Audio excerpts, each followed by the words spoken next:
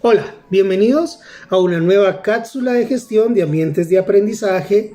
En esta ocasión estaremos conversando acerca de las estrategias para la gestión de ambientes híbridos de aprendizaje.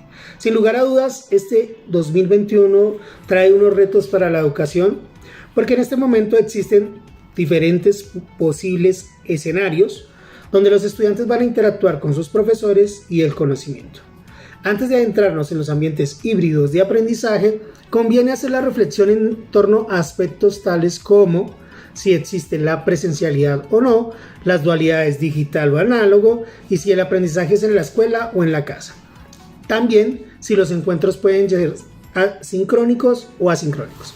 Esto nos lleva a pensar el acto educativo de diferentes formas, tales como educación remota, educación virtual, presencial o alternancia. Entendida esta última como la educación en casa y escuela.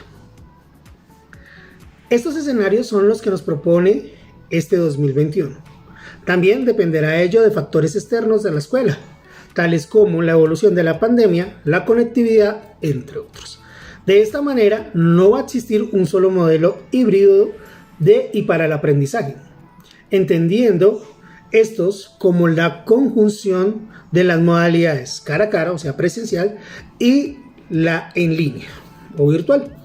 Todo esto implica que el acto educativo se adaptará al contexto y a la relación escuela-casa.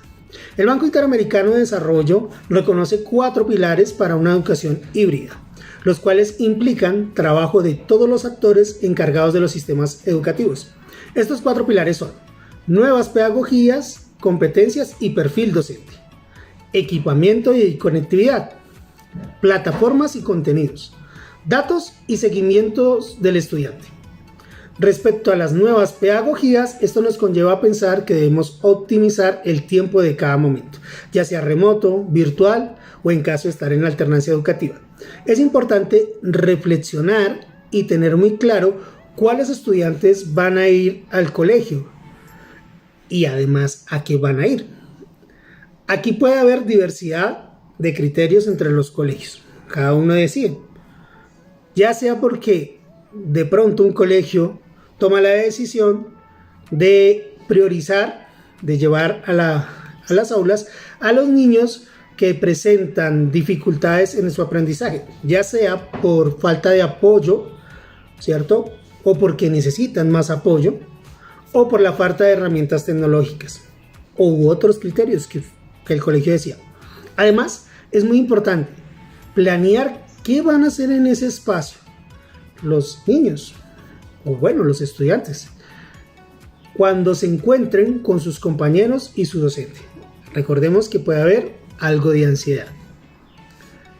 Pero yo creo que todos esperamos que ese espacio de encuentro sea algo diferente a lo que se haría en casa o a través de una pantalla de un computador, de tal manera que permita que estos espacios se aprovechen para potenciar las habilidades del siglo XXI, que vimos en el ciclo de apertura del año 2020, sobre todo aquellas que se han dificultado en estos tiempos, por nombrar algunas: trabajo colaborativo, resolución de problemas, toma de decisiones, entre otras.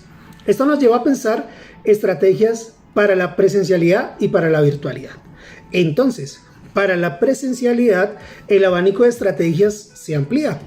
Siempre respetando las medidas de bioseguridad, se podría priorizar, realizar trabajo colaborativo, revisar cuáles de las 9 áreas fundamentales no se puede suplir de manera remota y priorizarla, desarrollar laboratorios donde los estudiantes puedan vivir experiencias enriquecedoras, aprovechar en caso de contar con espacios abiertos, fusionar áreas como la educación física, que debería ser una prioridad en este momento, y el lenguaje. Por ejemplo, para los más pequeños se podría solicitar palabras o sílabas de tal manera que se distribuyan en el espacio y ellos armen la frase o la oración, entre otros. También podríamos tener foros o debates en torno a un tópico particular. Por ejemplo, respecto a la lectura de un libro. ¿Por qué no? Un club del libro. Actividades que propicien el manejo del espacio y la motricidad fina y gruesa. En caso de trabajar en proyectos o secuencias didácticas hacer la socialización de los avances y dificultades, sobre todo reflexionando en esos aspectos que nos permitirán superar estas dificultades. Bueno, y otras más que yo sé que los docentes son muy creativos. Para los momentos de virtualidad se tienen también que contemplar dos posibilidades.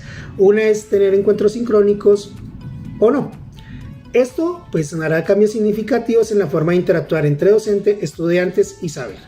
Por eso es importante el uso de plataformas que permitan tener una comunicación fluida con los estudiantes, herramientas evaluativas tales como cuestionarios, que pueden ser herramientas como Kahoot, quizzes, entre otros, herramientas y técnicas que permitan el autoaprendizaje.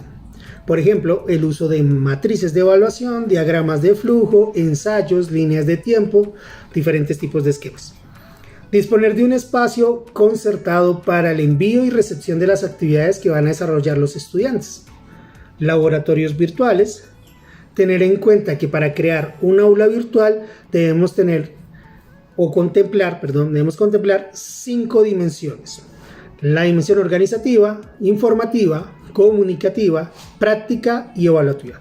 Estas dimensiones las vamos a ver en una próxima cápsula.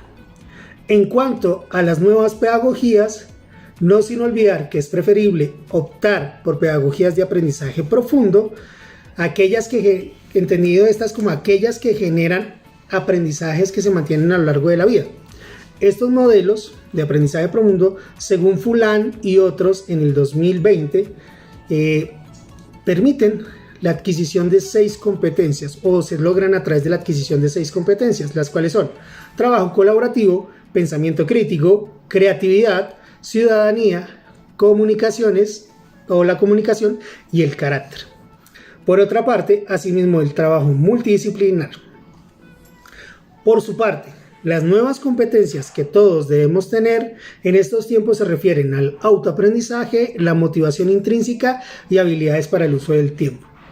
En lo que refiere al perfil docente es necesario el uso de tecnologías, pero no un uso instrumental que tenemos, sino de las herramientas digitales, más bien que las deberíamos encaminar hacia el uso pedagógico de las mismas, potenciando prácticas educativas innovadoras, dando menos prioridad al uso y manejo de las TIC y más enfocarlo en la pedagogía con tecnología basadas en evidencias.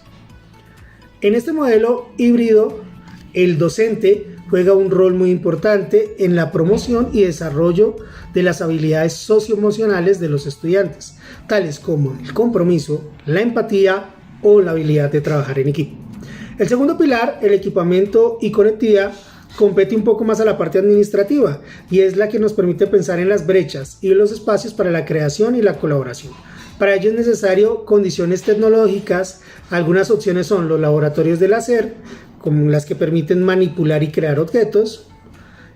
También podría ser la disminución de la brecha de dispositivos para los estudiantes y el sistema para la gestión de los servicios digitales y la conectividad. Por eso digo que responde más como a lo administrativo. El tercer pilar, el de las plataformas y contenidos, pues se centra en la pregunta es ¿qué y cómo aprenden los estudiantes?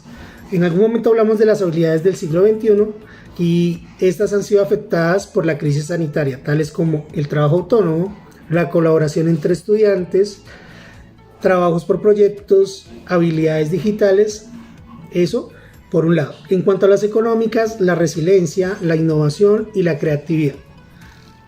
También es necesario definir qué actividades y contenidos vamos a desarrollar en cada uno de los ambientes de aprendizaje. Por esta razón es importante no tener una visión a corto plazo, sino una visión no solo para la pandemia, sino a mediano y largo plazo. ¿Para qué? Para elegir herramientas tecnológicas, por ejemplo, plataformas de gestión del aprendizaje, conocidas como LMS, o los centros educativos deberían contar con este tipo de plataformas, o que nos permitan el trabajo con internet o sin internet. También se podría pensar en plataformas de aprendizaje, aquellas que usan inteligencia artificial para ofrecer retroalimentación a los estudiantes. Asimismo, la elección de plataformas de comunicación que nos permita tener comunicación con todos los actores educativos. Así, también podría pensarse plataformas de evaluación que le permitan hacer retroalimentación a los estudiantes y, por qué no, plataformas de formación para los docentes y algunos contenidos que ya estén debidamente contemplados. Por último, el cuarto y último pilar, que quizás también corresponde en gran medida a los administrativos, es los datos y seguimientos de los estudiantes. Se sugiere la pregunta: ¿dónde están y cómo? Y cómo acompañar a estos estudiantes.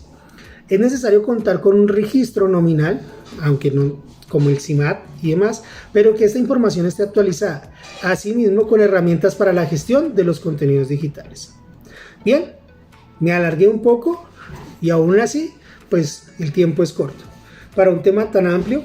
Por eso esperamos en este año 2021, en la ruta del programa Todos Aprender, continuar fortaleciendo la gestión de los ambientes híbridos de aprendizaje, puesto que ello nos implica profundizar en muchos más aspectos para la gestión, como las prácticas pedagógicas, las interacciones entre las personas y el conocimiento, los recursos para el aprendizaje. Por eso, también podríamos retomar la ecología de los saberes que socializamos en el año 2020. Por ahora, solo me queda agradecerles el tiempo y hacerles la invitación para que visualicen las cápsulas de lenguaje y matemáticas, educación inicial y evaluación que tenemos preparados para ustedes durante este ciclo de apertura 2021 de la ruta del programa Todos Aprender. Para todos ustedes, muchas gracias.